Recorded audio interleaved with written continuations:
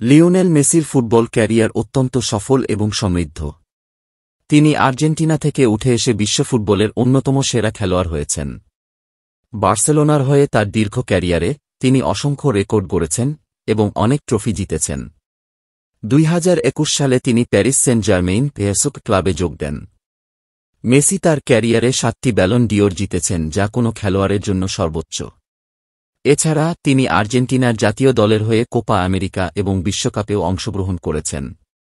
2021 সালে আর্জেন্টিনার হয়ে কোপা আমেরিকা জয় তার আন্তর্জাতিক ক্যারিয়ারের একটি বিশেষ অর্জন।